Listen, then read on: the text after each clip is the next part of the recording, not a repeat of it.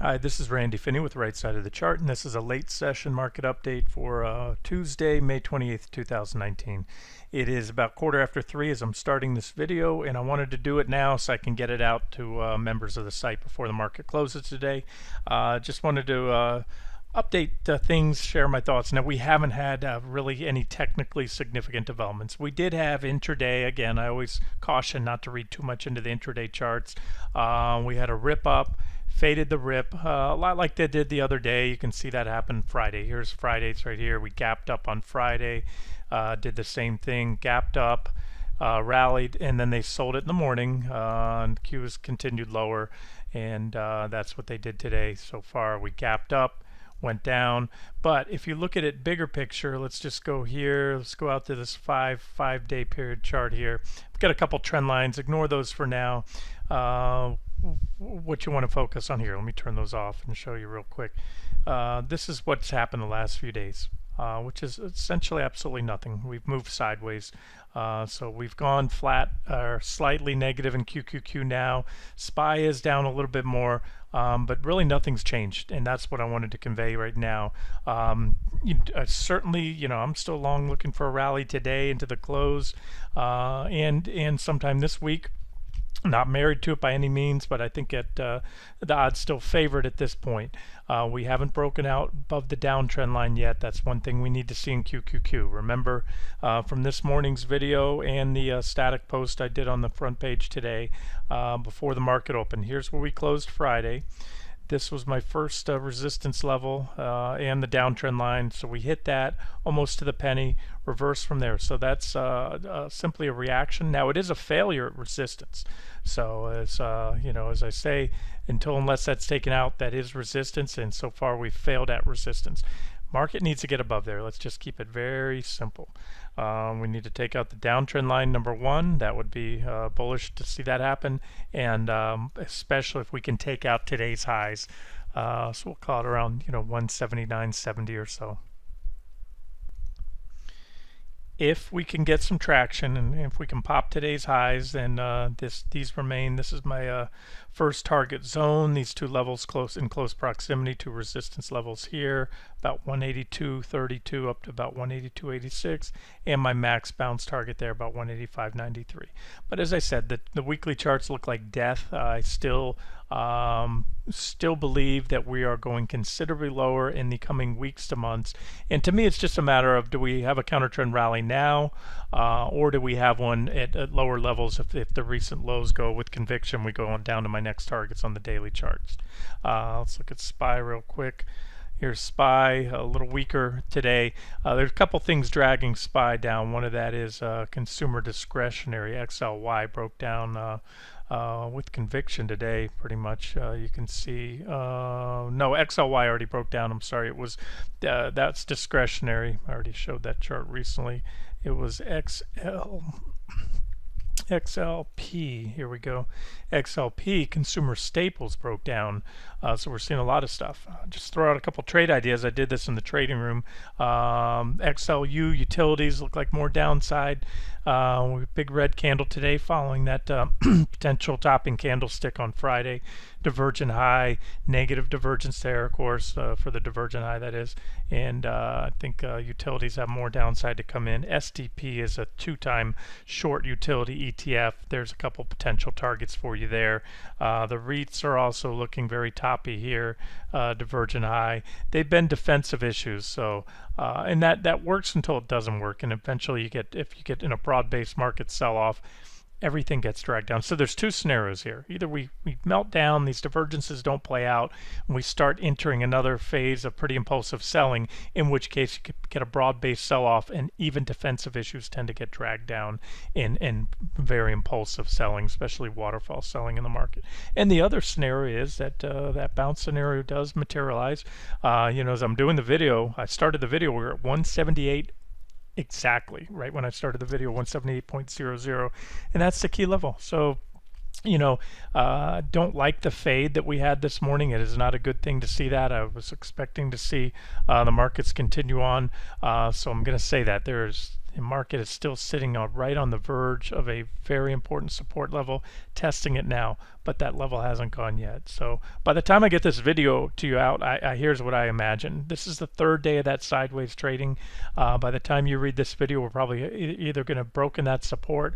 And remember, guys, we can still very much, even on the 60-minute chart, I'm drawing it out here on the daily, undercut those lows. It would wash out a lot of stops and then reverse. So the potential's there tomorrow, but I used the analogy earlier, picking up nickels in front of a steamroller, my max bounce target, and that's my maximum. It doesn't mean that we can't go higher if we do rally, but it's only about, what is that, 4.5% from here. And we could certainly drop a lot more than that in the coming days to weeks if we can't, if the market can't reverse here soon. So 4.5% upside, max upside. And maybe, if we do bounce, maybe we even do less than that, only about, it's about to that minimum target zone, about 2.5 to 3% there. Let's take a quick look at the future since I didn't include those this morning. These are the NQ NASDAQ 100 E-mini futures. Here's your downtrend line. Still needs to be taken out. Here's that key support. This is comparable to the 178 support on QQQ, and that is 70. I have it at 72, about 72.83, give or take. You can see it's pretty well defined, so an important level. And again, same story. We're testing support. The bounce, we've defended it, but the fact that we came in, tested, and we had such a muted reaction, this is not good. This is not good. But so if that level gets taken out, you can see my next support down here is about 71.80. That would be my next target. And there's certainly, as I said, definitely the potential there to do that and still put in a divergent low and just bounce from lower levels. And I'll say this now, I don't think the risk reward to shorting, adding shorts here is very attractive, because if we do reverse there, and again, it's not to say we can't go lower, that's only about a 1.7% downside. An active trader might want to game it, but I would rather sit out and wait, see what happens if and when we get there. Let's look at ES. Where's my ES chart? I've got so many charts down here. Here we go.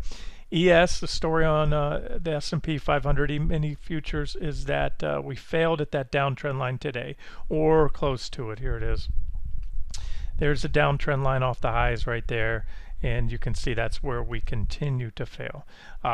Very powerful if we popped. We've had a lot of reactions off that trend line. There's 3, 4, 5, multiple there, another one today. So big buy signal if we can pop that.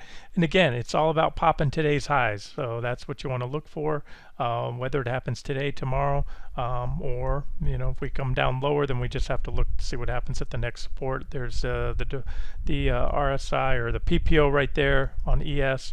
Plenty of room to make another jog down and still keep the divergences in place, or they could play out now, or they could not play out at all. And keep in mind that's certainly possible. We just slice through them and then burn through the divergences. That would happen when we take out those previous reaction lows back there. Small cap traders, I've got something for you here. There's that support level we've been tapping on, 1496 on RTY. Those are the small cap futures. Reactions,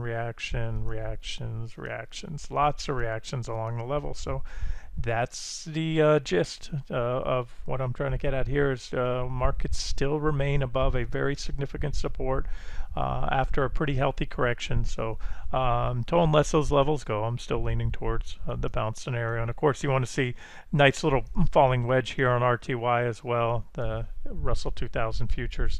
And of course, I think I already showed you the this morning. Yes, I posted on the front page IWM, the 60-minute chart for you IWM traders with my targets. Need to take out today's highs, and then these are the potential targets with my max bounce target here about 156.20, min target there about 154.73.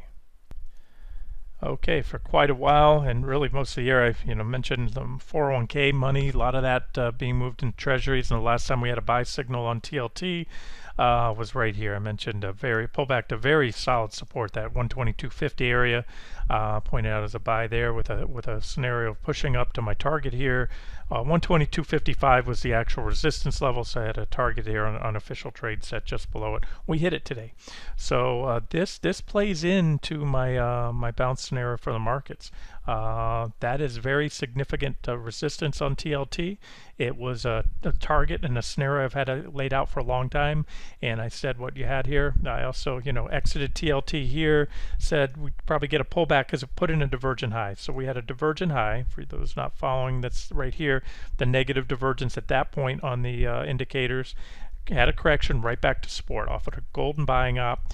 Another thrust up, in which I said at the time, if we do so, it'll put in a second divergent high, and then probably trigger a correction from there, maybe a pullback to this line. So I wanted to mention this for two reasons. Number one, might be time to start taking some profits or tightening stops. If the markets crater, we break support and we just keep going down, TLT will probably continue to catch a bid unless the markets bounce. But if the markets bounce soon, again, I mentioned this as not just on the daily chart, but more importantly on the weekly chart. I've outlined this scenario for many, many months, going back into 2018. There was a bigger picture. You have a long-term, very important trend line here where it was broken in TLT, but my scenario all along, after that, it's set up in this bullish falling wedge. Here's a divergent low. This is where we went long an official trade back in fourth quarter of 2018, and I had us going up here, hitting 122.50, coming back testing, and that's what we did. And then working our way up here, stating that my primary or final target there, or preferred swing target, was 128.56 and or a back test of this trend line, which would come in together, which they have. So the trend line's a little bit higher. So if we overshoot my 128.56 target by a significant amount, you can see the trend line's a little bit higher, but not much. I think the risk reward, let me make it clear right now, in treasuries is poor. We milked most of the run.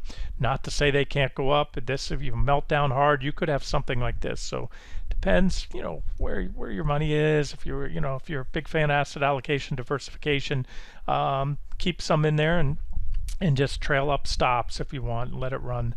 But as of now, I think the risk reward is unfavorable. And again, it depends what the market does. It's tough right now because we're in a very precarious technical posture. Like I said, long-term charts are ugly. So if we break support in the broad markets, TLT will probably continue to rise, at least for the time being. But I wanted to point that out. And then if you're a futures trader, this is ZB. These are the Treasury bond futures. This is the long bond, the 30-year bond. You can see this bearish rising wedge right here. There's some potential targets on ZB right there on this chart here. That would be my preferred swing target here, down to that 150. 150.073 level, and that would be a drop of about 1.15%. It's a pretty good sized drop in treasury bonds, that is, if you get it. And then one other option, ZN. These are the 10-year. This is a 10-year treasury note. Same thing, rising wedge. Here's the first target here, about 124.273. That'd be about a 0.43% drop. And if we go all the way down here to this target here, that's about a 1% drop. So you get more bang for your buck trading the long bond, the 30-year, than the 10-year, because there's more duration, it's longer maturity. But I just wanted to share these, so something to keep an eye on. If and when we get a bounce here, materializes in the market, you might be able to jump in, swing trade treasury short. The instruments, if you don't trade futures, you have you can short TLT, of course. You can buy TBT. It's the 2-time leveraged short Treasury bond ETF. I laid out these targets in the trading room today, stating this is on watch for a potential long swing or short swing trade idea. You'd actually buy TBT to go short. You can see a target up there. And then PST, if you don't want as much, volatility. This is the 10-year Treasury, 7 to 10 year. You can see same thing, falling wedge pattern. First target right there, and a potential second target right there if things really get going in Treasury. So I would see it looking something like this. Breakout soon. Well, we got a first breakout of the wedge, maybe a little move up there, breakout of the wedge, rally up onto about that 2136-ish level. I always set my targets a little below. Certainly get a reaction there, most likely, and then possibly continue on up to 22. First things first, so that's why I'm leaving that target there. And as of now, I'm just passing these along as unofficial trade ideas, or really trade setups. Need to see the reversal in the market to give me confidence to jump in here. Forget about this candle here. That's an erroneous or an errant candlestick right there. PST is trading right here right now about 2034, just a hair below that 2045-ish support right there. Okay, let's wrap it up here. I want to get this one out to you guys. And like I said, if anything significantly changes, I will do another update. But as of now, markets are red. If they, can't reverse, we're going to close. As of now, as I'm doing the video, QQQ is only down 0.16%, 1.5, still right up around that 178-ish level, a hair below now. SPY is down a little more. That's a little concerning. And as I said earlier in the trading room, what's going on here, SPY has been much weaker. In fact, earlier today, not so long ago, about an hour ago, all 5 FANG stocks, that's Microsoft, Amazon, Apple, Alphabet, and Facebook, all 5 were trading green. Right now, 4 of the 5 are trading green, except Apple is slightly gone red. It's negative 0.3% right now. Yet the SPY is down pretty big. That's a big down. I can't recall seeing that. Those 5 FANG stocks up. And I mentioned that last week too, and that's where my focus is I mentioned FANG, FANGU as a potential trade idea if you didn't want to go long QQQ. That was up earlier. By about 1.5%, still up a 0.25% or so. It holds the FANGs and some other things in there, but I think QQQ is a simple, straightforward play right now. If we do get a bounce here, and if we don't, like I said, we could head on down here all the way down to that. I'll have to sharpen my pencil and give you some additional targets. I'll tell you right now. This board doesn't have one. That's the next support there, about 175. 66 or so. Let's see if I have it here for you. Nah, I have different boards. Hold on one second. Yeah, I thought I had it marked up on the 60-minute chart, but I don't. All right, we're going to wrap it up here. Again, if anything significant changes, I'll let you know. As of now, we're looking at really a non-event day as far as technical developments go. You can sit here and read in all day long what happens intraday, but that's mostly noise.